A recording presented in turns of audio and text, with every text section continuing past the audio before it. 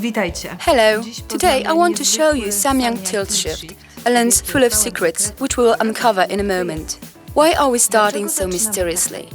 This tool is usually seen as a diorama effect source, and usually the knowledge of it stops here. In fact, this is only one of the less important features of this lens. Let's have a closer look.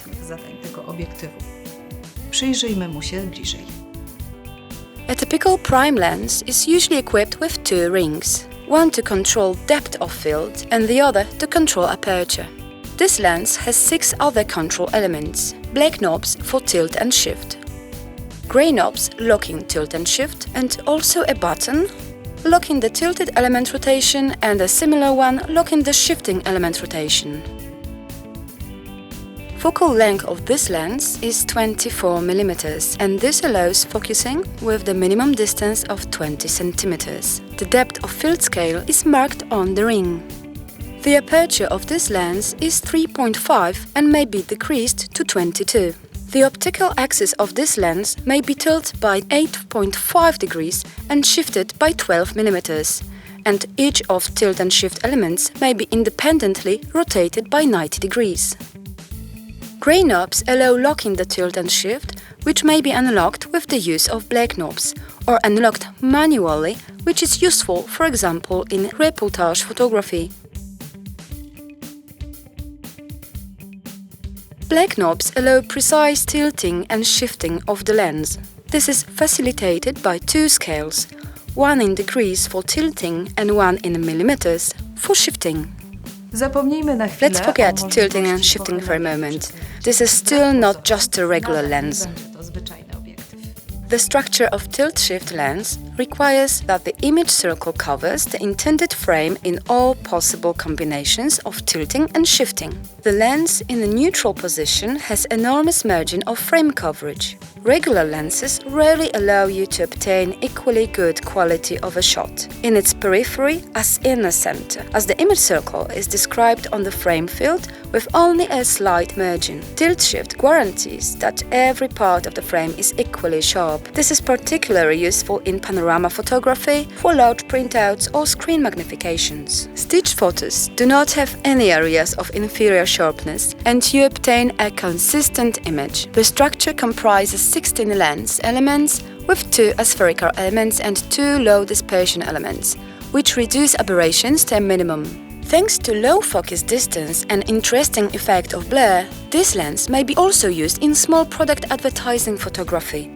It is also great as a macro lens with unusual short focal length. Let's use some of the magical capabilities of the tilt-shift lens. Let's start with shifting. This tilt-shift lens allows taking panorama shots simply and easily. Using a full-frame DSLR, all you need is a series of 2 shots to obtain in horizontal panoramas or 3 shots for vertical panoramas. In extreme positions of shift and, in case of 3 shots, 1 in neutral position. The focal distance of the lens with which such photo could be taken is 14.4 mm in case of a vertical panorama and 18 mm in case of horizontal one. The increase of resolution 167% and 200% respectively. For an APS-C sensor, this gain would be even higher. With tilt-shift lens, taking panorama shots is quick, so it's possible also take shots of objects with some movement. Anyone familiar with photography understands the fairly simple issue of the depth of field. In case of our lens, your intuition takes you nowhere. Let's have a look at this. Focal plane in a classic lens is perpendicular to the optical axis. Objects in front of it and behind it are out of focus. Even beginners know this.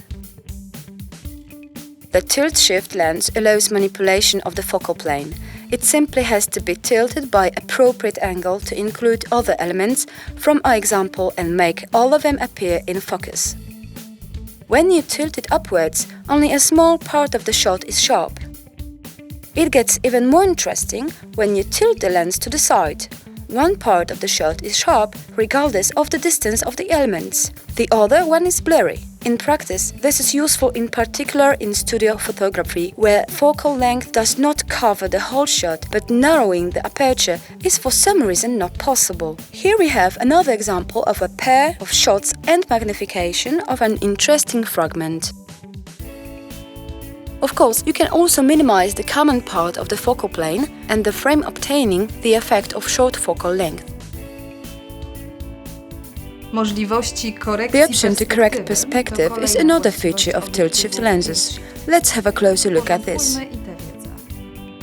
The problem of slanting walls in architecture photography is commonly known. This effect appears when you want to include the whole building in a shot and you incline the lens's axis. The tilt-shift lens allows correction of the slant through the tilt of the optical axis in relation to the sensor plane. You simply have to lever your camera and then shift the optical axis of the lens upwards to include the whole object in the frame. Using software correction, you can change the image already recorded, which obviously affects its quality. Let's compare details of the image after software and optical correction. Did you know that tilt-shift can help you keep short shutter speed? Here is an example. Imagine that you want to have a few planes in focus and keep the shutter speed short at the same time. Theoretically, all you need is to narrow the aperture, but then you may find not enough light gets to the sensor. Widening the aperture will only get one plane in focus. The only option is to increase the sensitivity, which results in image degrading, or you can use a tilt-shift lens. The option to manipulate the focus plane will ensure that all planes will be sharp with the aperture you want. Do not have to increase the shutter speed, so splashing water from the fountain is not blurry. And this is exactly the point of this exercise. This is not the end of the magic yet. Did you know that one of the lenses can blur the background in two different ways? Let's go back to the tilt effect, when the lens is tilted to the right and the focus is in the center of the shot. Seemingly, you can see symmetry. Both sides are similarly blurry. Take a closer look at details. This is the image from the right side, and here from the left. In the first one, the structure is unclear. In the other, you can definitely see circles. When you tilt lens to other side, this will reverse. So you can choose the bokeh effect for each part of the shot, or even stitch two halves for the same blur effect. I wonder if you know who invented tilt-shift lens. Samyang? No. Maybe one of the other manufacturers. Let's have a look at this 60-year-old book of photography. This is a tilt-shift from a century ago. At the beginning of the photography era, photos were taken with such cameras.